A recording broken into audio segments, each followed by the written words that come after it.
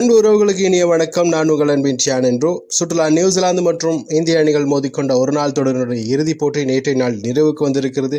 தொடரை 2-1 என்ற அடிப்படையில் நியூசிலாந்து இந்த தொடரை முழுமையாக கைப்பற்றிக் கொண்டிருந்தது. வரலாற்று சாதனையும் நேற்றைய நாளில் நியூசிலாந்து படைத்திருந்தது. நாணய சுழற்சியில் சுப்மன் கில் நேற்றைய தினம் வெற்றி பெற்றிருந்தார். இந்த போட்டி இந்தூரில் நடைபெற்றது. இந்த போட்டியினுடைய நாணய சுழற்சியின் போதே பல்வேறு கருத்துக்கள் எழுத ஆரம்பித்து விட்டன. காரணம், 7 போட்டிகள் இந்தூரில் இதுவரை நடைபெற்றிருக்கின்றன சர்வதேச போட்டிகளில். அதில் 5இல் முதலில் துடுப்படுத்தாடு அணிகள் தான் வெற்றி பெற்றிருக்கிறது. 2வது ஆளாக துடுப்படுத்தாடும் அணி 2 தடவை வெற்றி பெற்றிருக்கிறது.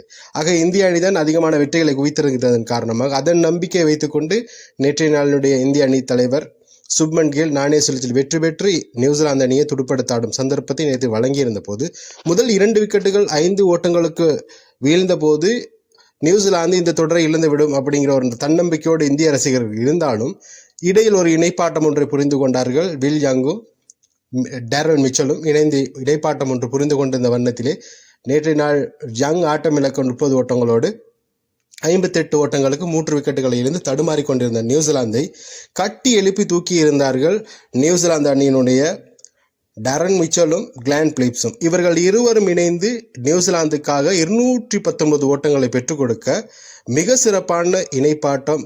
ஒரு பக்கம் டேரல் மிச்சல் மிக சிறப்பாக இலகுவாக ஓட்டங்களை பெற்றுக் கொடுக்க அதிரடியாக ஆட்டத்தை வெளிப்படுத்தினார். நேற்றைய நாளில் கிளான் பிலிப்ஸ் மிக சிறப்பாக ஆடியிருந்தார்கள். இருவரும் சதங்களை விளாசியிருந்தார்கள்.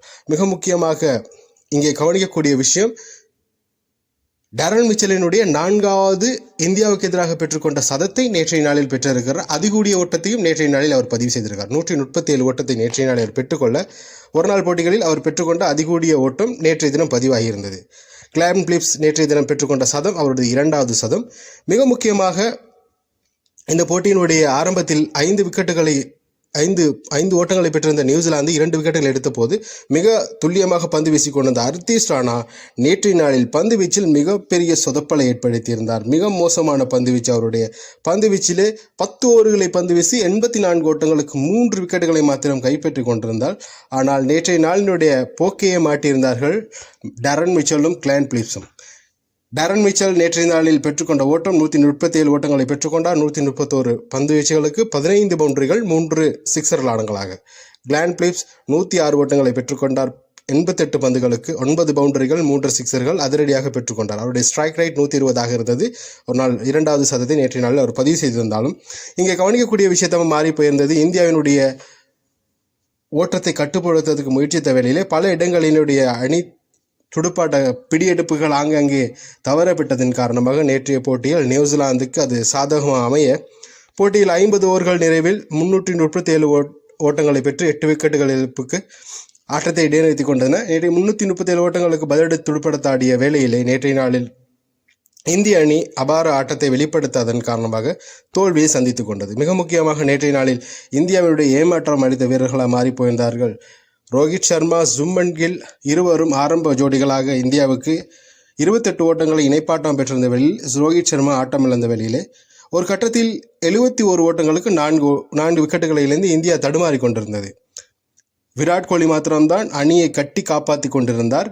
ஒரு பக்கம் ஸ்ரேயாஸ் ஐயர் 3 ஓட்டங்களோடு ஆட்டம் இழக்க, KL ராகுல் 1, ஜடேஜா 12, ஹர்தீஷ் ராணா 52 என்று ஓட்டங்களை கட்டுப்படுத்துவதற்காக முயற்சித்த வேளையிலே இந்திய அணியினுடைய விராட் கோலி நட்சத்திர வீரர் சேஸ் மாஸ்டர் என்று அழைக்கக்கூடிய விராட் நேற்று 124 ஓட்டங்களை பெற்றுக்கொண்டார். 108 பந்து வீச்சுகளிலே 4 ஓட்டங்கள் 6 ஓட்டங்கள் அடங்கலாக.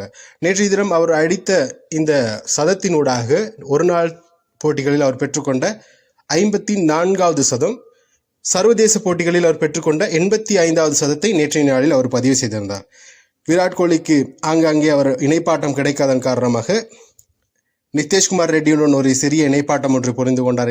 88 ஓட்டங்களை இணைப்பாட்டமாக பெற்றுக்கொண்டார்கள். இவர்கள் இருவரும் இணைப்பாட்டம் புரியும் வரை இந்திய அணி கையிலே போட்டிகள் இருந்து கொண்டனர். ஹர்தீஷ் ராணா மிக வேகமாக விராட் கோலியோடு சேர்ந்து 4 ஓட்டம் 6 ஓட்டங்கள் அடங்கலாக 43 பந்துகளுக்கு 52 ஓட்டங்களை பெற்றுக் கொடுத்தார். விராட் கோலியுடன் சேர்ந்து அவர் 99 ஓட்டங்களை நேற்றைய நாள் இணைப்பாட்டமாக பெற்றுக் கொடுத்தார். இந்திய அணி ஒரு கட்டத்தில் 277 ஓட்டங்களை பெற்றிருந்தவர்கள் 7 விக்கெட்டுகளை இழந்தது. அந்த நேரம் ஹர்தீஷ் ராணா ஆட்டம் இழந்தது. பின்னதாக விராட் கோலிக்கு இணைப்பாட்டம் புரிவதற்கு பார்ட்னர்ஷிப் கொடுப்பதற்கு எந்த வீரரும் இல்லாததன் காரணமாக விராட் கோலியும் பல இடங்களில் முயற்சி செய்து நேற்றைய நாளில் ஆட்டமிழந்தார். இதன் காரணமாக 296 ஓட்டங்களுக்கு சகல விக்கெட்டுகளும் இழந்திருந்தது. பந்துவீச்சிலே நியூசிலாந்து அணியுடைய பந்துவீச்சிலே மிக சிறப்பாக சேர்ந்திருந்தார். ஃப்ளோக்ஸ் 3 விக்கெட்டுகளை கைப்பற்றியிருந்தார். ஒரு பக்கம் கிளாக் 3 விக்கெட்டுகளை கைப்பற்றியிருந்தார். இந்த தொடரில் அறிமுகமாக இருந்த லினக்ஸ் 2 விக்கெட்டுகளை கைப்பற்றியிருந்தார். ஜாம்சன் 1 விக்கெட்டுகளை கைப்பற்றிக் கொள்ள நியூசிலாந்து அணி ஒட்டுமொத்தமாக ஆல் அவுட் செய்வதற்காக 296 ஓட்டங்களை பெற்றிருந்த இந்திய அணி நேற்றைய தினம் ஆல் அவுட்டாக 41 ஓட்டங்களால் இந்தியாவை வீழ்த்தி முதல் முறையாக 38 ஆண்டுகளுக்கு பின்னதாக நியூசிலாந்து மிகப்பெரிய வெற்றி ஒன்றை பதிவு செய்து கொண்டது. இங்கே கவனிக்கக்கூடிய விஷயமாக மாறியிருந்தது இந்த அணி இந்தியாவில் வைத்து பெற்றுக்கொண்ட மிகப்பெரிய வெற்றியாக இது கருதப்படுகிறது. காரணம், இதுவரை ஒரு நாள் தொடரை இந்தியாவில் வைத்து நியூசிலாந்து வென்றதே கிடையாது. நேற்றைய நாளில் அதையும் சாதித்து காட்டியிருந்தது நியூசிலாந்து அணி. நியூசிலாந்து அணி இந்த 2-1 என்ற அடிப்படையில் வெற்றி பெற்றதன் மூலமாக இந்தியாவில் வைத்து நியூசிலாந்து வெற்றி கொண்ட முதலாவது தொடராக ஒரு நாள் தொடராக மாறி போயிருந்தது. மிக முக்கியமாக 2024ஆம் ஆண்டு கூட ஒரு தடவை டெஸ்ட் தொடர் ஒன்றை இந்தியா இணைந்திருந்தது சொந்த மண்ணிலேயே நியூசிலாந்துக்கு எதிராக. இப்போது ஒரு நாள் தொடர் முழுமையாக பார்க்கின்ற போது நியூசிலாந்து அணியுடைய புதிய வீரர்களை கொண்ட ஒரு அணியாக தான் இம்முறை நியூசிலாந்து இந்தியாவுக்கு வந்திருந்தது. மிக சிறப்பான திறமையான வீரர்களை உள்ளடக்கிய இந்த அணி இம்முறை கிண்ணத்தை சுவீகரித்திருக்கிறது, வாழ்த்துக்கள் சொல்லிக் கொள்ளலாம். அதே வேளையிலே நியூசிலாந்து அணியுடைய மிக முக்கியமான வீரர்களாக கருதக்கூடிய கேம் வில்லியம்சன், ஃபீன் ஆலன் ஆகியோர்கள் இந்த போட்டியை விளையாடவில்லை. இன்னும் பல வீரர்கள், மூத்த வீரர்கள் இருக்கிறார்கள். லெத்தம் போன்ற வீரர்கள் எல்லாம் இப்போது இல்லை. அவர்களும் அணிக்குள் வருகின்ற போது நியூசிலாந்து இன்னும் பலம் பெறும். 2027ஆம் ஆண்டு உலக கிண்ணத்திற்கு, ஒரு நாள் உலக கிண்ணத்திற்கு மிக தகுந்த அணியாக இப்போது நியூசிலாந்து மாறிவிட்டது போல் தெரிகிறது. எது எப்படி இருந்தாலும் மிக சிறப்பான ஒரு வெற்றி அவர்களுக்கு.